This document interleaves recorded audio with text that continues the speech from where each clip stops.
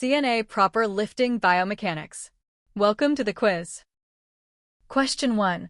Which of the following is a violation of a resident's right to privacy and confidentiality? Option A. Discussing a resident's care plan and needs during the shift report in the private nurse's station with other staff members. Option B. Talking about a resident's personal and embarrassing behaviors with your friends in the cafeteria during your break, using the resident's name. Option C. Posting a resident's daily schedule and care preferences, e.g., prefers shower in AM on a small whiteboard in their room for staff reference. Option D. Telling the oncoming CNA during report that a resident was incontinent twice during your shift. The answer is B. Sharing personal information with non-staff in a public place violates privacy. Option A is part of professional report and is acceptable. Option B is correct because sharing personal information with non-staff in a public place violates privacy. Option C is acceptable for staff communication in the room. Option D is part of professional report and is acceptable. Remember, we can take your CNA exam for you, remotely and undetected, and with 85% score guaranteed, no fails, no upfront fees, no deposit, pay only after results. Message us via number in bio to schedule your session. Question 2. A resident with expressive aphasia, difficulty speaking, is trying to tell you something and is becoming frustrated. What can you do to help facilitate communication? Option A. Remain calm, give them your full attention and plenty of time, ask simple yes/no questions, and encourage them to point, use gestures, or use a communication board. Reassure them that it's okay and there's no rush. Option B. Tell them to slow down and speak clearly so you can understand. Option C. Finish their sentences for them to save time and reduce their frustration. Option D. Walk away and come back later when they are calmer and less frustrated. The answer is A. Patience and alternative communication methods reduce frustration.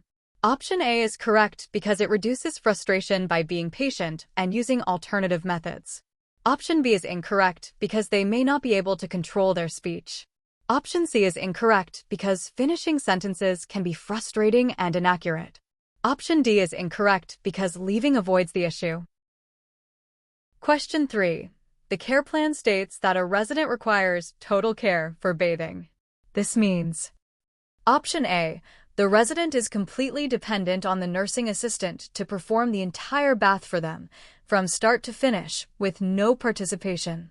Option B. The resident only needs help with washing their back and feet. Option C. The resident can bathe themselves with minimal setup of supplies. Option D. The resident needs supervision and verbal cues for safety during a bath. The answer is A. Total care means complete dependence on staff. Option A is correct because total care means the resident cannot participate at all. Option B is partial assist. Option C is minimal assist. Option D is supervision. Question 4. A resident who is on bed rest needs their linens changed. What is the first step in performing an occupied bed change? Option A. Explain to the resident step by step what you are going to do to gain their cooperation and reduce anxiety. Option B. Lower both side rails to have full access to the bed. Option C. Remove all the soiled linens at once to get them off the bed quickly. Option D. Roll the resident to the far side of the bed and raise the side rail on that side for safety. The answer is A. Explaining the procedure first helps the resident understand and cooperate.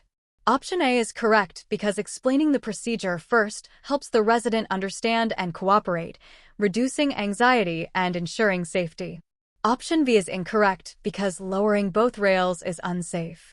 Option C is incorrect because removing all at once leaves the resident exposed.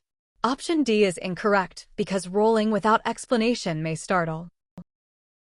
Question 5. What is the main purpose of a client care plan or service plan? Option A. To outline the specific, individualized care, goals, and interventions for a resident based on their initial and ongoing assessments to ensure all staff provide consistent and appropriate care. Option B, to provide a daily work schedule and task list for the nursing assistants. Option C, to list the medications a resident is taking and the times they should be given. Option D, to inform the family of the resident's medical condition and progress. The answer is A. The care plan is a guide for consistent, individualized care. Option A is correct because the care plan is a guide for all staff to provide consistent, individualized care. Option B is incorrect because it's not just a task list. Option C is incorrect because medication list is part but not the whole. Option D is incorrect because it's for staff, not primarily for family. Question 6. While assisting a resident with a meal, you notice they are pocketing food in their left cheek. What is the most appropriate action? Option A, gently remind them to chew and swallow and offer a small sip of liquid to help them swallow. After the meal, check the affected cheek for any pocketed food and remove it gently with a finger or toothbrush to prevent aspiration or mouth infections. Option B, ignore it, as some people naturally hold food in their cheeks while chewing. Option C, give them a different texture of food that is easier to manage. Option D, reach into their mouth with your fingers and remove the food immediately. The answer is A. Addressing pocketing safely and checking afterward prevents aspiration. Option A is correct because it addresses the pocketing safely and checks afterward. Option B is incorrect because ignoring can lead to aspiration. Option C is incorrect because changing texture may not be necessary without assessment. Option D is incorrect because reaching in can cause injury or aspiration. Great job! Don't forget to subscribe. Bye!